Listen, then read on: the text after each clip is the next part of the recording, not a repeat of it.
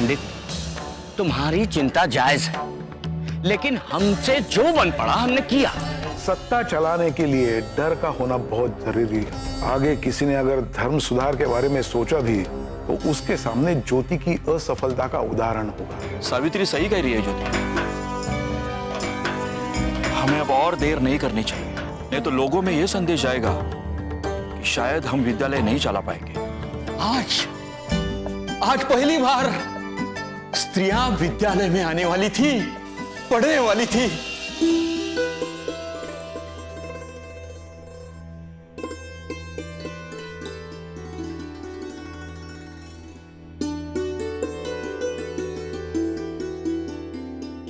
अभी तक ना तो तात्या भाऊ आए ना श्रीपद। आखिर इन लोगों को आने में इतनी देर क्यों लग रही है? कहीं इन्होंने अपना इरादा तो नहीं बदल दिया? सावित्री, देर उन्हें नहीं हुई है, हम वक्त से पहले आ गए हमारे उत्साह में।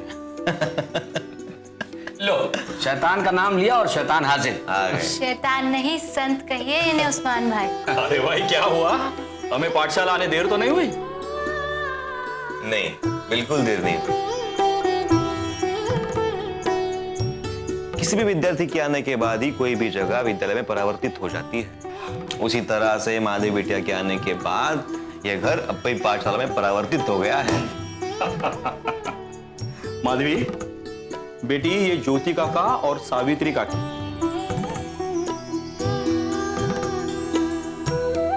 आज से ये तुम्हारे शिक्षक हैं। हाँ, ये आज से तुम्हें पढ़ना सिखाएंगे। चलो इन दोनों के पैर छुओ। अरे अरे नहीं नहीं, अरे श्रीपद आ गया।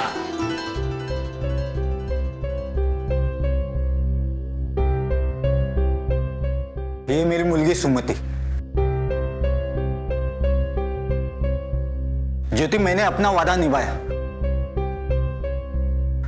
अब तुम भी अपना वादा निभाना।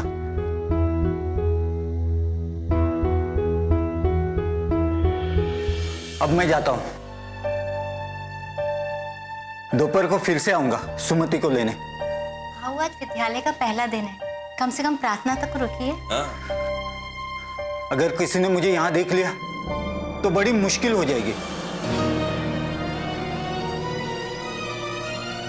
पेशवा तुम लोगों की तरह मुझे भी घर से निकलवा देगा। मैं आता हूं। ये तो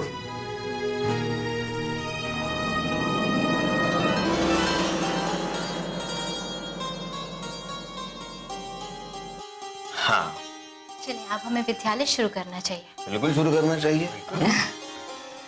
चला तिकडे जाऊ। या।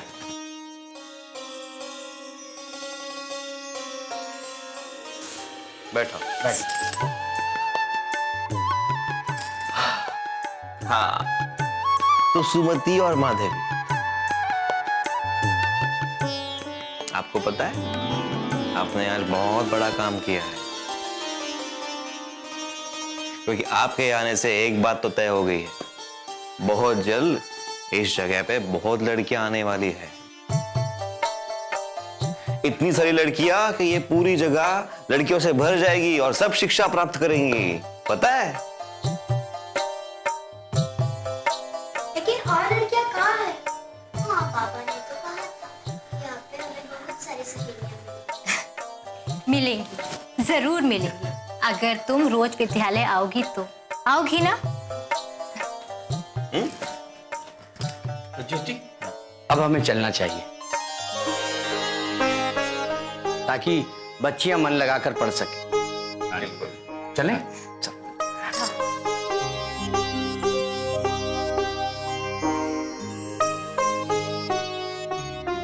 हाँ, तो पढ़ाई की शुरुआत करें। पढ़ाई की शुरुआत हम तुकाराम महाराज के काभंग से करेंगे। मैं अभंग गाऊंगा, आप उसे दोहराना। करें शुरू?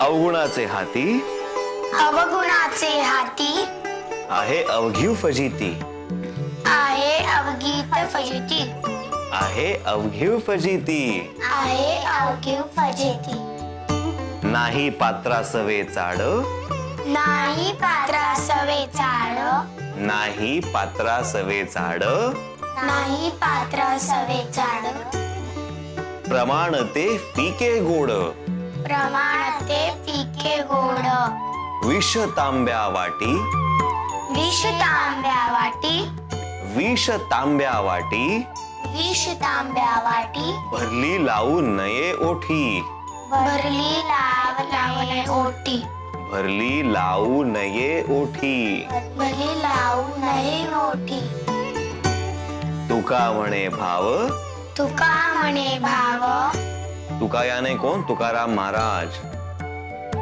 तुका म्हणे भाव, तुका म्हणे भाव, तुका म्हणे भाव, तुका म्हणे भाव, शुद्ध वार सोंग वाव, शुद्ध बार सोंग वार, शुद्ध बार सोंग वाव, शुद्ध बाळ सोंग वाव, शुद्ध वार सोंग वाव. शुद्ध वार सोंग वाव. इसका मतलब तुकाराम महाराज का यह कहना है कि हर मनुष्य ने अपने अवगुणों से पीछा छुड़वाना चाहिए, चाहे वो मनुष्य किसी भी जाति, धर्म और कुल का क्यों ना हो, क्योंकि गुणों से ही मनुष्य की पहचान होती है। बात अशिक्षा सबसे बड़ा अवगुण है। तो आओ सीख कर, पढ़ाई प्राप्त कर इस अवगुण को हम दूर करें। ठीक है, तो पढ़ाई की शुरुआत करें। आज हम सबसे पहले सीखेंगे वर्णमाला। क्या सीखेंगे? वर्णमाला। वर्णमाला।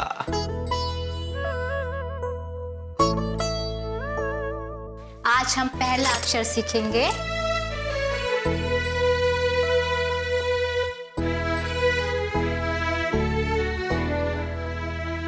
आ।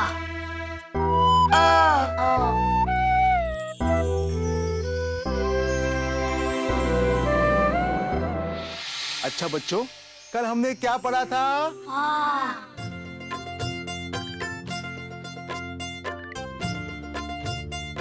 आज हम पढ़ेंगे आ।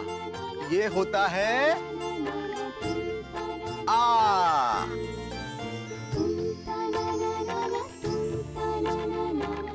कल हमने क्या पढ़ा था?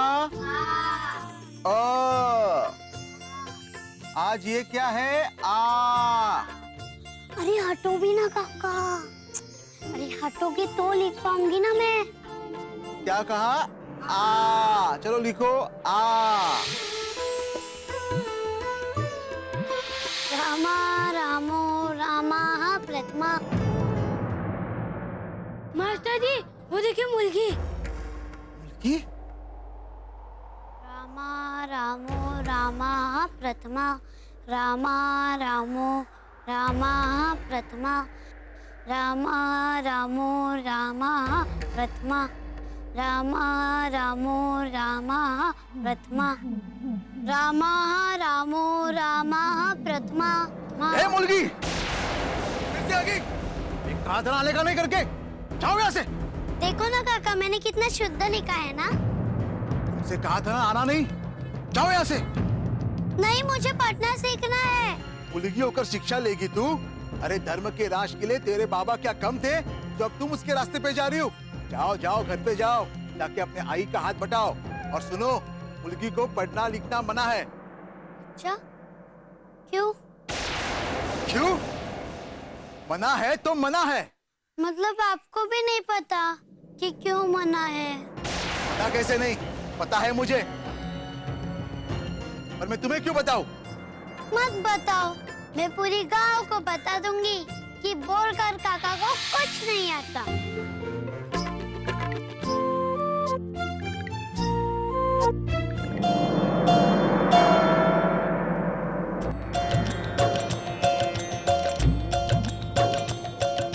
अरे ओ भाग्यवान, अरे कहाँ हो भाई? अरे क्या हो गया? क्यों गला फाड़ रहे हो? अरे कहाँ थी भाग्यवान? रसोई में भोजन तैयार कर रही थी, पर तुम वो भी कहाँ करने देते हो? मैं तो कहती हूँ कि तुम घर ही क्यों आते हो? पेशवा के यहाँ अपना बोरिया बिस्तरा लेकर अपना डेरा क्यों नहीं जमा लेते? आज भाग्यवान नाराज है, और होना भी चाहिए। तुम्हारे जेवर जो ना बनवा पा रहा हूं, पर आज मैं तुम्हारे लिए एक ऐसी खुशखबरी लाया हूं कि जिससे तुम्हारी सारी नाराजगी दूर हो जाएगी। ये देखो। अब ये बही खाता किसका उठा कर ले आए? अरे भाग्यवान, ये बही खाता नहीं है, बल्कि तिजोरी की चाबी है। पता है, एक अंग्रेजों का लिखित वायदा कि अब दक्षिणा प्राइज कमेटी का पुरस्कार हमें ही मिलेगा, समझी? मुझे तो अब अपने पति के वचन पर भी कोई विश्वास नहीं रह गया। तो अंग्रेज के वादे का क्या करूं? अचार डालूं? देखो भाग्यवान, इसका मतलब है कि अब तुम्हारे गहने जरूर बनेंगे। मुझे कागज के गहने नहीं, सोने के गहने चाहिए। अब की बार आना तो सचमुच का धन लेकर आना, ये कागज नहीं। अब क्या समझाऊं और कैसे समझाऊं इस कागज के महत्व को एक अनपढ़ को? अनपढ़ किसे कहा? तुम्हें नहीं, सचमुच। अरे इस कागज को कहा। बड़े आए कागज लेकर आने वाले।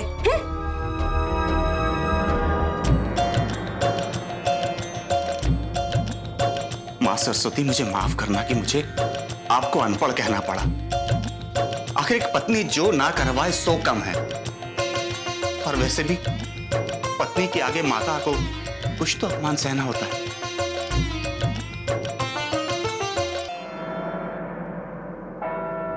सब ठीक है ना? या, I'm absolutely all right. बस कुछ किताबें थी, सोचा तुम्हें दे दूं। मैडम, ये आपने बहुत अच्छा किया। सब कुछ मिल जाता है, बस ये किताबें ही नहीं मिलती। ये किताबें ही तो हैं जिन्हें पढ़कर, इनके विचार जानकर मुझे बहुत हिम्मत मिलती है। लेकिन ये किताबें तुम्हें कब तक हिम्मत देंगी? क्योंकि सोसाइटी जिसकी शिक्षा के लिए तुम संघर्ष कर रही हो, और अब तो दक्षिणा प्राइज कमेटी भी तुम्हारी हिम्मत तोड़ने के लिए पूरी कोशिश कर रही है। मैडम, समाज का तो समझ में आता है, लेकिन दक्षिणा प्राइज कमेटी ने क्या किया? दक्षिणा प्राइज कमेटी ने उस भ्रष्ट पुजारी को ये पुरस्कार देने का फैसला किया है, और उन्होंने इस पत्र में यह भी मेंशन किया है कि सावित्री और ज्योतिबा को उनका पुरस्कार देने का फैसला बहुत गलत निर्णय था। सारे के सारे ठक्का ही के। मैडम, अब हमें इस पुरस्कार की कोई जरूरत नहीं। अगर तुम्हें किसी पुरस्कार की आवश्यकता नहीं है तो उस भ्रष्ट पुजारी को है। अगर तुम्हारे पास दक्षिणा प्राइज कमेटी का वो पुरस्कार स्वरूप धन होता तो आज पूना में भी लड़कियों के लिए स्कूल खुल चुका होता। मैडम, हमें विद्यालय खोलने के लिए इस धन की आवश्यकता नहीं है। What do you mean? तुम्हें किसी धन की आवश्यकता नहीं है? क्योंकि लड़कियों का विद्यालय तो पहले ही खुल चुका है। What? सचमुच? तो तुमने मुझे ये बात पहले क्यों नहीं बताई? क्योंकि हम अभी ये विद्यालय गुप्त रूप से चला रहे हैं। गुप्त रूप से? पर क्यों? मैडम, क्योंकि हम नहीं चाहते कि ये बात किसी को पता चले। क्योंकि अगर ये बात पेशवा को पता चली तो वो हमें बहुत परेशान करेगा, और बस इसी डर से हमने ये बात किसी को भी नहीं बताई। मैडम, आप भी ये बात किसी को भी मत बताइएगा, सिर्फ अपने तक ही रखिएगा। Don't worry, मैं समझती हूँ। मैं पेशवा को तो नहीं बताऊंगी, पर अंग्रेजी सरकार से जरूर बताऊंगी, क्योंकि मैं नहीं चाहती किसी भी अयोग्य व्यक्ति को ये धन मिले। मैं चाहती हूँ दक्षिणा प्राइज कमेटी का ये पुरस्कार किसी योग्य इंसान को मिले, जो ज्योतिबा और सावित्री है, और ये धन सिर्फ उन्हीं को मिलेगा क्योंकि वही देश के हित में कार्य कर रहे हैं। लड़कियों के लिए विद्यालय खोल रहे हैं। I promise Savitri, only you will get it.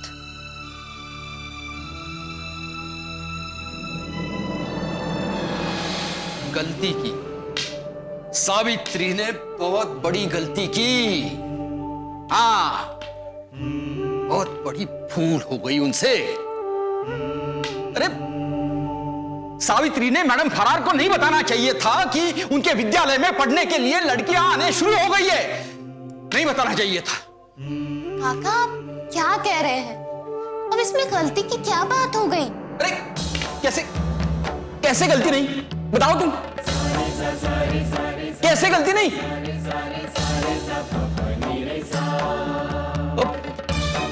अब पेशवा को सब पता चल जाएगा। काका लेकिन मैडम फरार तो सावित्री बाई और ज्योतिबा की शुभ चिंतक है। वो खुद चाहती हैं कि गांव में लड़कियों के लिए विद्यालय खुले और लड़कियां पढ़ने जाएं। फिर वो पेशवा को ये बात क्यों बताएंगी? वो क्यों चाहेंगी कि विद्यालय पर किसी भी तरह की कोई प्रॉब्लम आए? काव्या, कुछ लोग भला करना चाहते हैं लेकिन उनसे बुरा हो जाता है। बेशक मैडम फरार ज्योतिबा और सावित्री की मदद करना चाहती थी। वो चाहती थी कि लड़कियों के लिए जल्द से जल्द विद्यालय खुल जाए और दक्षिणा प्राइज कमेटी का पुरस्कार उन्हीं को मिले। इसलिए मैडम फरार ने फिर से एक पत्र दक्षिणा प्राइज कमेटी को लिखा कि उनकी शर्तों के अनुसार ज्योतिबा का विद्यालय खुल गया है और उसमें लड़कियां आने लगी है। तो क्या दक्षिणा प्राइज कमेटी का पुरस्कार ज्योतिबा और सावित्री बाई को मिला? अरे दुख तो इसी बात का है। पुरस्कार का तो पता ही नहीं चला, लेकिन पेशवा को यह खबर मिल गई कि ज्योति के विद्यालय में पढ़ने के लिए कुछ लोग अपनी लड़कियों को भेज रहे हैं।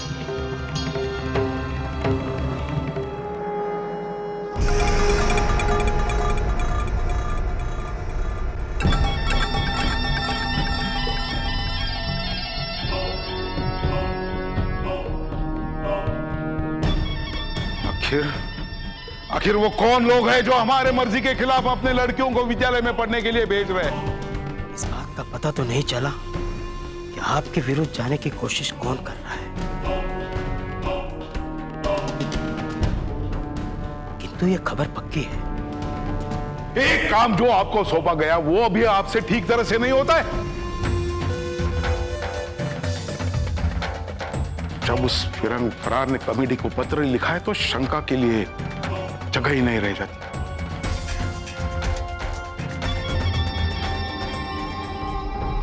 लेकिन अगर ज्योति का विद्यालय चल निकला तो मजबूरन कमेटी को पुरस्कार उसे ही देना होगा। पर पेशवा जी, फिर मेरा क्या होगा? मतलब वो पत्र और पत्नी को दिया हुआ वचन?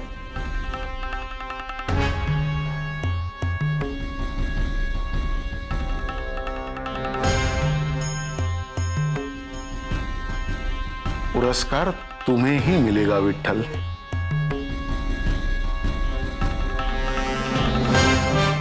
हम ऐसा होने नहीं देंगे।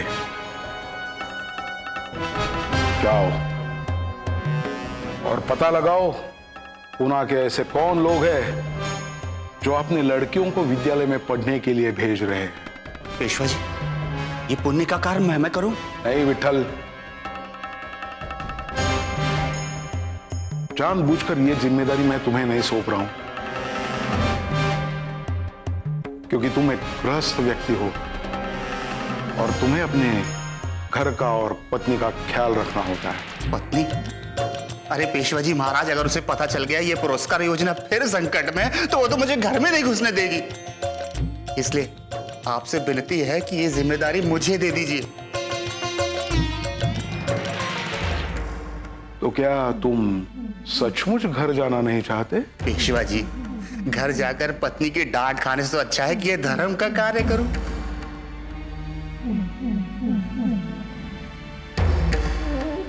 तो फिर ठीक है, ये जिम्मेदारी मैं तुम्हें सौंप रहा हूं। जाओ और विद्यालय के बाजू में खड़े रहो और देखना कौन कौन अपने लड़कियों को विद्यालय लेकर आता है। जी।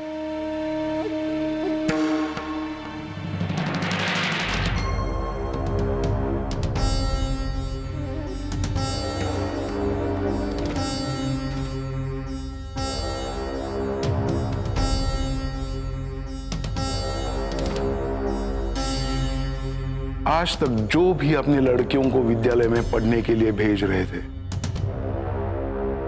आगे से नहीं होगा।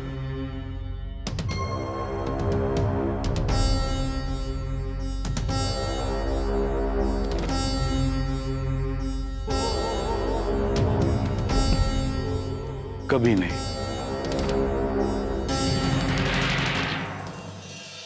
बाबा, आप इतने डरे हुए क्यों हो? आपको पता है, शिवाजी की कहानी से हमें ये शिक्षा मिलती है कि हमें डरना नहीं चाहिए, बल्कि हमें समस्याओं का सामना करना चाहिए। बिल्कुल। ये तो तात्या की बेटी माधवी। श्रीपत, तुम जानते हो कि हमने तुम्हें यहाँ क्यों बुलाया? महाराज, भला मैं कैसे जान सकता हूँ आपका उद्देश्य? तो तुम नहीं जानते? इसका अर्थ ये हुआ कि तुम हमें मूर्ख और अज्ञानी समझते हो।